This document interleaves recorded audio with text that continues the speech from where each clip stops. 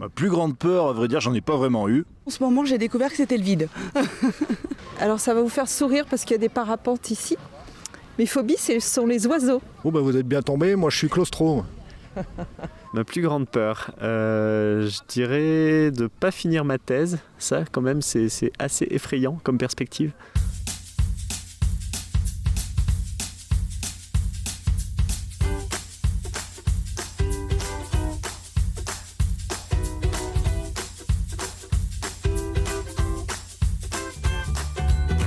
Bonjour Noémie. Bonjour Barbara.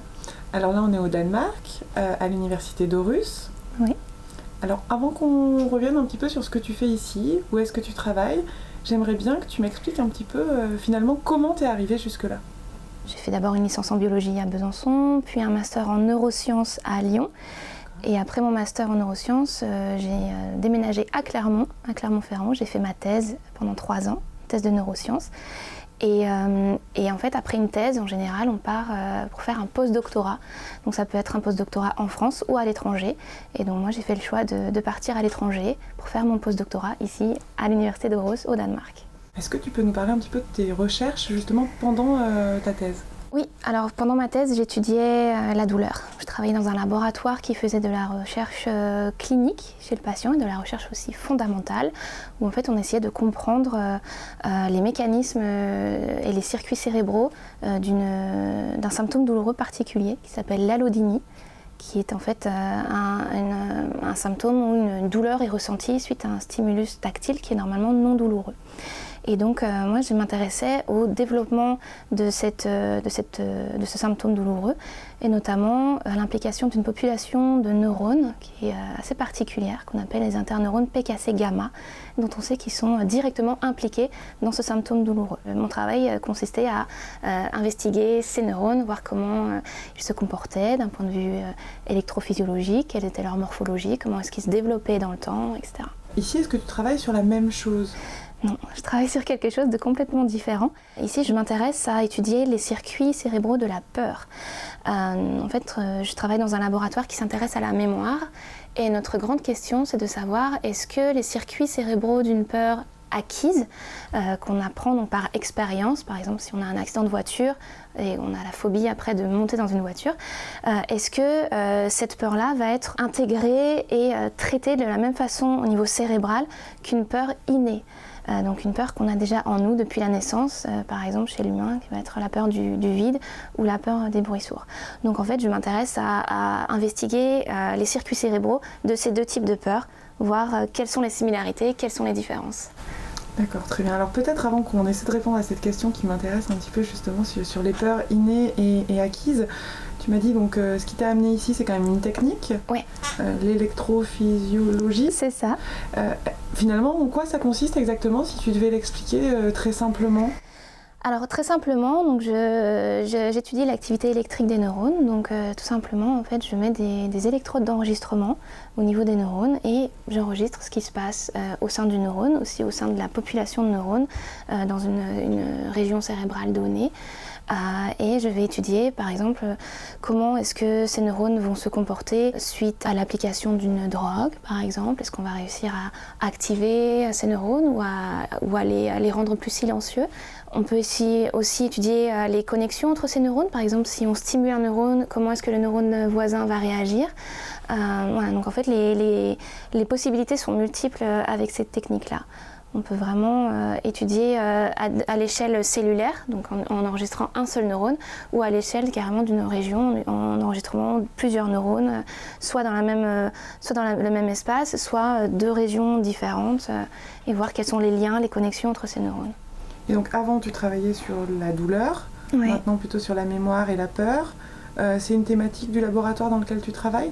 Alors le laboratoire ici est principalement focalisé sur la mémoire. J'ai des collègues qui par exemple s'intéressent à comment un stimulus qui a normalement une valence émotionnelle faible va être renforcé lorsqu'il est combiné à un stimulus de forte valeur émotionnelle. Alors, c'est intéressant parce que du coup nous on est allé à la rencontre des gens et on se rend compte que quand on leur demande ce qu'ils pensent des peurs, si elles sont innées ou acquises, ils vont plutôt avoir naturellement comme idée que les peurs justement sont liées à des expériences. Ouais. et qu'on peut les désapprendre. Ce que je te D'accord. propose, c'est de regarder un peu les opinions qu'ils nous ont données et de réagir et de nous expliquer ce qu'il en est peut-être de manière scientifique. D'accord, D'accord. ça marche. Alors, on est avec des peurs, non, je crois pas qu'il y ait de côté génétique. Ah non, moi je pense justement qu'on apprend la peur, ouais. Je pense pas que ce soit quelque chose qu'on ait à la naissance, le gène de la peur ou de la claustrophobie. Je pense que c'est plutôt lié à des expériences. Je pense que oui, avec l'âge, les peurs peuvent augmenter. Et justement, il y a des gens qui, comme le parapente, qui quand ils sont jeunes, peut-être en feraient, et qui au bout d'un moment, avec l'âge avançant, se limitent de plus en plus et voient l'activité plus pour eux du tout. Donc oui, c'est possible. Moi, je pense que tout petit, j'avais plus peur du noir et des choses comme ça. Après, ça me passe, comme tous les enfants grandissant. Je pense qu'il y a les deux cas de figure, en fait, qu'on peut avoir des peurs innées. Alors peut-être héritées de notre vie intra-utérine, avec des peurs héritées de notre mère, en fait, qui a pu avoir peur à un moment donné. Et puis après, elles peuvent se construire au cours de notre vie, au cours de notre expérience de vie, en fait. Alors oui, effectivement, on a ces différents types de peurs qui sont les peurs acquises et les peurs innées. Donc les peurs acquises sont par définition des peurs apprises par l'expérience. Donc ça peut être soit par notre propre vécu, ça peut être aussi par le vécu d'autres personnes. Par exemple, si on voit quelqu'un se faire attaquer par un chien dans la rue, même si c'est pas nous qui nous faisons attaquer par le chien, on peut quand même développer par la suite une phobie du chien. Et il y a aussi des peurs acquises qui peuvent être acquises par des mots ou par des écrits. Par exemple, quand on est petit et que nos parents nous disent fais attention, t'approche pas du feu, tu peux te brûler. Donc on va développer la peur du feu. Ou si on voit un panneau avec marqué danger, risque d'électrocution, et ben on sait qu'il ne faut pas mettre la main sur un câble électrique. Voilà. Et donc on peut développer ce type de peur par l'apprentissage. Ces peurs, bien évidemment, peuvent être réversibles. On a quelqu'un qui parlait justement de la peur du parapente. Donc ça, effectivement, c'est des peurs qui peuvent être désapprises par l'expérience. Pour les parapentes, quand on saute la première fois, on a peur parce que c'est une expérience nouvelle. On a peur de mal faire, on a peur de la chute. Et en fin de compte, quand on le fait une fois et qu'on se rend compte finalement que c'était pas si effrayant et que tout s'est bien passé, et la deuxième fois, on va avoir moins peur et moins peur et moins peur, jusqu'à ce qu'en fait on le fasse de manière routinière sans avoir peur du tout. Est-ce que les peurs innées, cette fois, justement, elles sont liées à un danger qui serait, j'ai envie de dire, depuis tout le temps, ou une réaction du corps à un danger pour lui qui s'exprimerait tout seul finalement? Oui, exactement. En fait, le but de la peur, si on a peur, c'est pour nous empêcher de mourir et nous empêcher d'avoir mal. Et donc ces peurs innées sont des peurs qu'on ne peut pas vraiment moduler. En fait, elles sont là depuis la naissance. Donc on a deux types de peurs. L'une, c'est la peur du vide, et l'autre, c'est la peur des bruits sourds. Par exemple, si on entend quelque chose qui tombe subitement, on va avoir un réflexe de sursaut. Et ce réflexe de sursaut, on ne peut pas le maîtriser. Parce qu'en fait, si on entend quelque chose qui tombe, ça nous informe qu'il y a quelque chose de potentiellement dangereux qui est en train de se produire à proximité. Et pour le vide, c'est pareil. En fait, si on est au bord d'une falaise, on va avoir un réflexe de retrait parce que notre corps nous pousse à ne pas tomber. Et ces peurs-là, on ne peut pas les maîtriser en fait. Chez les patients qui prétendent ne pas avoir de peur innée, il semble qu'en fait ils aient une activation de leur amygdale qui soit plus réduite. Et on aurait quand même tous des peurs, donc normalement innées et acquises. Ouais. Et toi, ce que tu regardes, c'est si elles réagissent de la même manière neurologiquement? Oui, il semble que ce soit des peurs acquises ou des peurs innées, l'amygdale soit activée, donc elle soit une clé entre guillemets dans ces circuits cérébraux. Nous, la question qu'on se pose, c'est si l'amygdale est activée pour une peur innée et pour une peur acquise, qu'est-ce qui se passe au niveau de l'amygdale? Est-ce que ce sont les mêmes neurones qui sont activés pour les mêmes types de peurs? Si ce sont les mêmes neurones, comment est-ce que leur activité diffère? Est-ce que leur activité électrophysiologique est différente? Est-ce que leur morphologie est différente? On s'intéresse aussi à leur input, c'est-à-dire quelle région sous-jacente projette sur ces neurones-là. Est-ce qu'on a des structures qui sont différentes pour une peur acquise versus une peur innée? Et après, on regarde aussi ce qui se passe au niveau downstream, c'est-à-dire au niveau des régions sous-jacentes. Donc on sait que l'amygdale va projeter par exemple sur des circuits qui seront plutôt moteurs, ce qui va conduire à certains comportements, donc ce qu'on va par exemple appeler le freezing, quand on va s'immobiliser, ou bien quand on va fuir. Est-ce que l'amygdale va projeter sur les mêmes régions pour une peur acquise ou pour une peur innée? Voilà, donc en fait on s'intéresse vraiment à décortiquer ces circuits pour ces deux types de peurs. Alors j'ai une question qui est peut-être un peu une question piège de la recherche, mais du coup, quel serait l'intérêt et quelle est l'utilité derrière de telles données de manière peut-être pratique ? Alors, comme je le disais, les peurs innées, on a difficilement la main dessus. Donc, nos études nous servent surtout à comprendre quels sont les circuits cérébraux de la peur innée. Donc, c'est vraiment pour le coup un point de vue descriptif. On essaie de comprendre comment tout ça fonctionne au niveau cérébral. Pour les peurs acquises, on peut penser qu'il y a une application un petit peu plus directe, parce qu'à partir du moment où on comprend quels sont les circuits d'une peur acquise, qu'est-ce qui se passe au niveau des régions du cerveau, qu'est-ce qui se passe au niveau cellulaire, qu'est-ce qui se passe au niveau moléculaire. Après, ça va nous permettre par la suite de savoir comment influencer ces peurs par des thérapies, que ce soit des thérapies psychologiques, des thérapies médicamenteuses, pour par exemple inhiber l'activation de certains neurones dont on sait qu'ils seront activés lors de cette peur acquise. Il y a aussi, je pense par exemple aux thérapies par l'hypnose, qui est quelque chose de beaucoup utilisé dans les thérapies cognitives pour lutter contre les phobies par exemple. Merci pour ces explications, c'est beaucoup plus clair.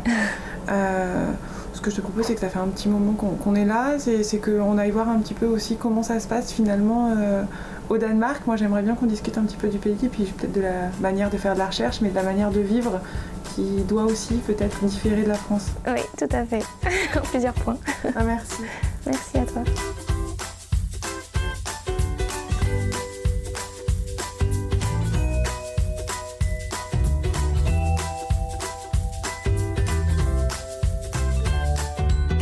Partant du labo, tu m'as fait visiter un petit peu la ville. On est aussi allé à un événement pour les expatriés. Il y a souvent des événements comme ça. Vous avez bien réussi à vous intégrer au Danemark ? Alors oui, donc Aarhus c'est une ville qui est très internationale et c'est une ville qui est relativement dynamique. Donc c'est vrai qu'il y a beaucoup d'événements de ce type-là au cours de l'année, que ce soit des événements d'accueil pour les étrangers, pour les internationaux, qui sont organisés par la ville, ou des événements qui sont organisés par l'université également. Donc c'est vrai que c'est une ville qui favorise beaucoup l'accueil des chercheurs, notamment au sein de l'université. Et ils ont un programme aussi qui va permettre aux familles de pouvoir rejoindre leurs partenaires plus facilement. J'imagine que ça a facilité un petit peu la décision de venir au Danemark et de venir s'installer ici, et ça a facilité l'installation. Oui, bien sûr, ça aide. Et j'aimerais bien justement que tu réagisses sur ces questions-là, et avant que tu regardes un petit micro-trottoir où justement on a demandé aux gens s'ils seraient prêts à partir à l'étranger pour le travail, et que tu regardes un petit peu ce que eux nous ont répondu pour voir si tu t'y retrouves. D'accord. Ok ? Oui. Oui, carrément, travailler à l'étranger, pourquoi pas. Après, bien sûr, sous certaines conditions, avec la famille, à voir comment on peut tout combiner. Alors moi, non, tout simplement pour les liens que j'ai avec mes amis. Alors ça dépend combien de temps déjà. Est-ce que c'est un aller simple sans retour, ou est-ce qu'on revient ensuite ?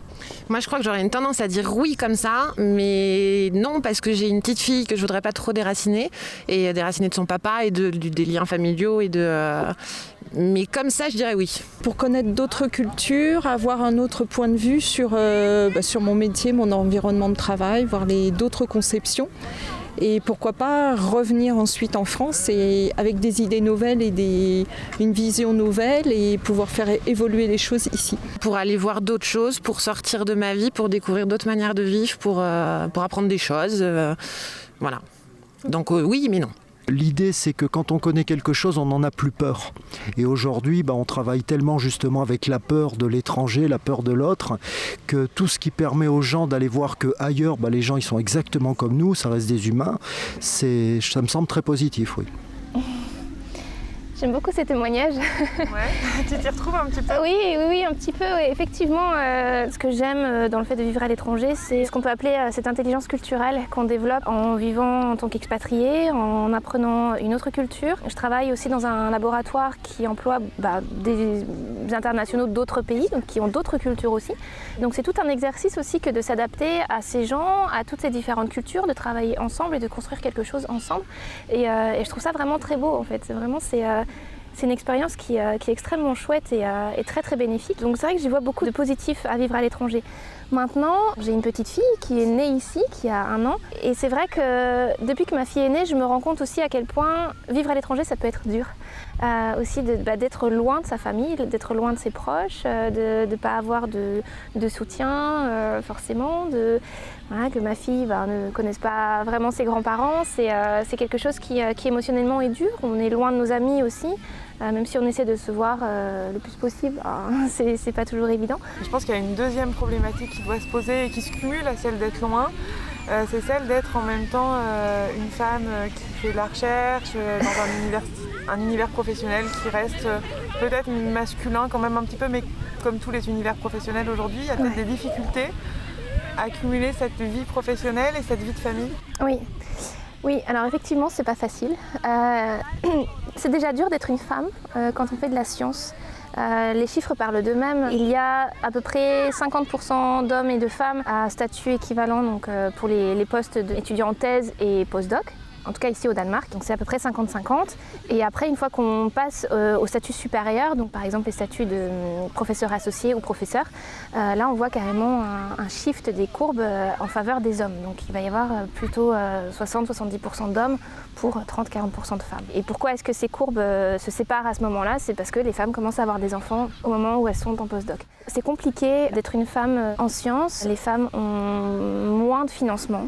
Donc ça c'est pareil, c'est les chiffres qui le prouvent. Et pour lutter contre ça, j'ai essayé de créer un groupe de soutien pour les mères à l'université de Aarhus. Et en fait l'idée c'est d'arriver à créer un groupe donc de soutien pour ces femmes. Ça peut être à travers de discussions pour se donner des conseils sur comment gérer la vie de famille et le travail. Ça peut être aussi des systèmes de mentorat avec des femmes qui ont atteint un certain poste de professeur ou de professeur associé pour qu'elles puissent expliquer un petit peu comment est-ce qu'elles s'y sont pris, comment est-ce qu'elles font au quotidien. Ça peut être aussi essayer de développer des financements pour pouvoir partir à l'étranger à des congrès avec nos enfants, pour pouvoir par exemple avoir un financement qui nous permet d'avoir un système de garde à l'étranger pour nos enfants, parce qu'on sait que des femmes qui viennent d'avoir des enfants ne partent plus en congrès à l'étranger parce qu'elles n'ont pas de moyen de faire garder leurs enfants sur place. Alors même si tu as déjà en partie répondu, j'aimerais que tu regardes un petit peu justement la vie des gens sur ces questions-là et peut-être que ça va te faire un petit peu réagir. D'accord, okay. Oui.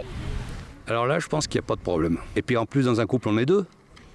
On essaye de partager les bonnes choses comme les mauvaises. Non, je me dis plus qu'il faut faire un choix. C'est soit la vie de famille, soit la vie professionnelle. Moi, je pense pas que... Enfin, c'est compliqué d'allier les deux. Tout dépend du mari, je serais tenté de dire. Voilà. S'il y a une bonne combinaison entre les deux, s'il y a une bonne entente, chacun prend son tour de rôle pour la vie de famille et ainsi de suite. Et puis après, les enfants, il n'y a pas besoin d'être tout le temps sur eux. Il y a moyen de quand même les laisser assez autonomes. Je pense que malheureusement, c'est un chouïa plus compliqué qu'un homme, ouais. Un peu plus compliqué qu'un homme. Je pense qu'en tant que maman, on se met une espèce de pression en se disant qu'on doit être plus présente et qu'on doit être plus là et qu'on doit être plus. Et donc du coup, on se rend la tâche plus compliquée, alors que dans les faits, ça ne devrait pas être si compliqué. Mais on est une société patriarcale, donc d'ici 15 000 ans, ça ira. Très encourageant. J'essaie de concilier le travail et la vie de famille du mieux que je peux. Mais c'est vrai que c'est pas évident et j'espère que... En montrant que c'est possible, enfin si j'arrive à faire en sorte que ce soit possible, j'espère qu'au final ça changera aussi un petit peu les mentalités. D'abord des gens avec qui je travaille, ça va commencer par là. Et après, si on est plusieurs femmes à arriver à concilier les deux, donc quand je dis concilier les deux, ce n'est pas sacrifier sa vie de famille pour avoir une bonne carrière. Oui, c'est ce qui se fait malheureusement souvent. C'est ce qui se fait malheureusement souvent. C'est vrai qu'on voit souvent des modèles de femmes qui réussissent et en fait quand on creuse un peu, on se rend compte qu'en fait elles s'occupent très peu de leurs enfants. Et pour moi, c'est pas un gage de réussite ça. Pour moi, la réussite, c'est arriver à trouver l'équilibre entre les deux et ne pas sacrifier l'un pour l'autre et vice-versa. Et je pense que ça dépend aussi des cultures. Par exemple, ici au Danemark, tout est fait pour faciliter la vie de famille. Et par exemple, dans les labos de recherche, il n'y a pas vraiment de pression sur les femmes, par exemple, qui doivent finir plus tôt pour aller chercher leurs enfants à la crèche. C'est même plutôt bien vu, au contraire. Donc bien sûr, ça dépend des milieux, ça dépend des laboratoires, ça dépend des directeurs de recherche, etc. Mais ici, c'est quand même assez progressiste. Je pense peut-être plus qu'en France, où c'est encore relativement mal perçu. Et je pense que les femmes ont encore beaucoup de difficultés à faire leur place, en tout cas dans le secteur académique, quand elles ont des enfants. Écoute, merci en tout cas pour toutes tes réponses. Merci Barbara.